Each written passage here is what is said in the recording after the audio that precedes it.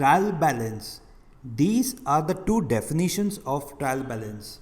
A trial balance is a statement prepared with the debit and credit balances of the ledger accounts to test the arithmetical accuracy of the books. Second definition, a trial balance is the list of debit and credit balances taken out from the ledger. It also includes the balances of cash and bank taken from the cash book.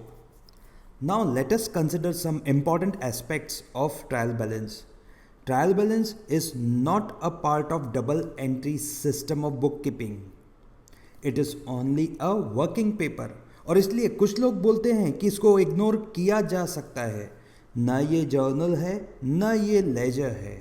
Trial balance is prepared on a particular date, और क्योंकि ये particular date पे बनाया जाता है इसीलिए इसको stock concept कहा जाता है.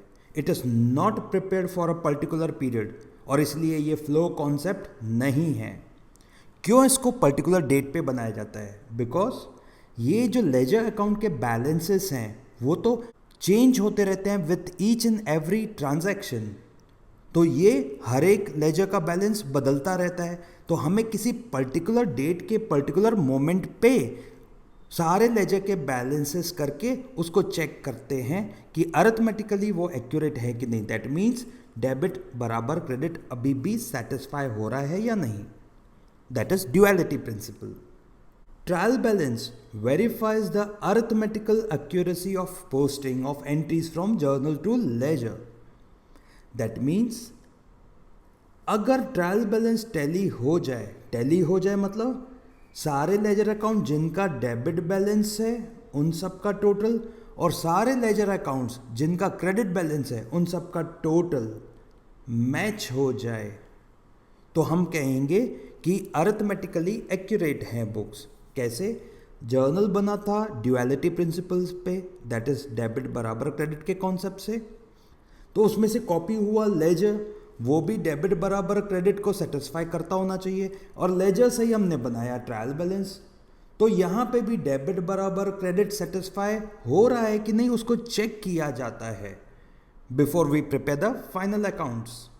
और इसीलिए ये केवल अरिथमेटिकल एक्यूरेसी को चेक करता है. दैट मीन्स ट्रायल बैलेंस का टैली होना is not a conclusive proof और evidence of the accuracy of books. That means trial balance tally हो भी जाए तो हम फॉर श्योर नहीं बोल पाएंगे कि अकाउंट्स में सब कुछ सही है.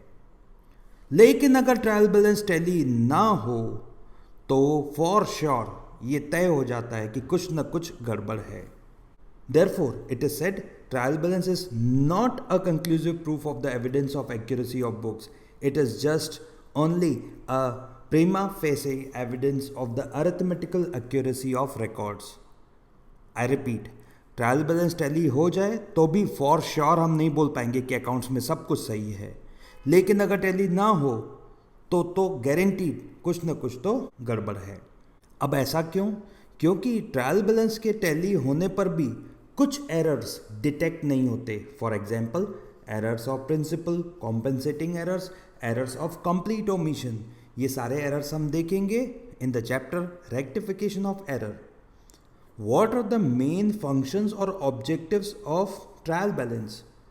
To ascertain the arithmetical correctness of the ledger accounts and posting, to help prepare the final accounts, that is financial statements. It serves as a summary of each ledger account and to identify the errors before the preparation of trial balance.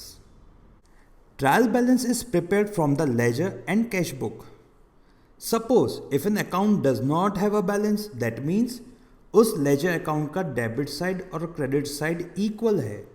That means उसका कोई balance नहीं है. Then it will not be shown in trial balance. Now कौन से हम debit balances में debit column में लिखेंगे? ट्रायल बैलेंस में एसेट्स, एक्सपेंसेस एंड लॉसेस का डेबिट बैलेंसेस होते हैं. कुछ important items, return inward account जिसको हम सेल्स रिटर्न अकाउंट कहते हैं, डेबिट साइड लिखेंगे. इनपुट जीएसटी, चाहे वो आईजीएसटी हो, सीजीएसटी हो, एसजीएसटी हो, will be recorded on the debit side. Opening stock again debit side.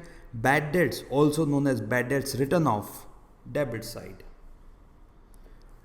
Credit side में कौन से बैलेंसेस हम लिखेंगे? लायबिलिटीज अकाउंट के capital and income revenue gain account के बैलेंसेस क्रेडिट होंगे. कुछ examples: returns outward, also referred as purchases return account. Output GST, output ये इनपुट था, आउटपुट जीएसटी चाहे वो आईजीएसटी हो, एसजीएसटी हो, सीजीएसटी हो, will be shown on the credit column.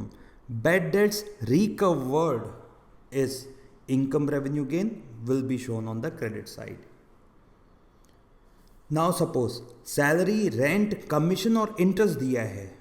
It is not stated कि whether this interest is received or paid, commission is received or paid, rent is received or paid. If nothing is mentioned, आप assume करेंगे कि वो expenses हैं and will be shown on the debit side. If capital account is not given in the question, तो सारे balances को put करने के बाद जिस साइड शॉर्ट होगा वो जो बैलेंसिंग फिगर होगा will be considered as capital, also known as internal equity. Closing stock को हम कंसिडर करेंगे कि नहीं ट्रायल बैलेंस में? अगर लिखा हो क्लोजिंग स्टॉक इज एडजस्टेड तो ही हमें ट्रायल बैलेंस में डेबिट साइड में उस क्लोजिंग स्टॉक को लिखना है. Closing stock will be taken in trial balance on debit side only if it is adjusted. Mention किया गया होगा कि दिस इज एडजस्टेड, तो आपको ट्रायल बैलेंस में डेबिट साइड लेना है. If nothing is mentioned in the question, assume that closing stock is not adjusted and therefore will not be taken in trial balance.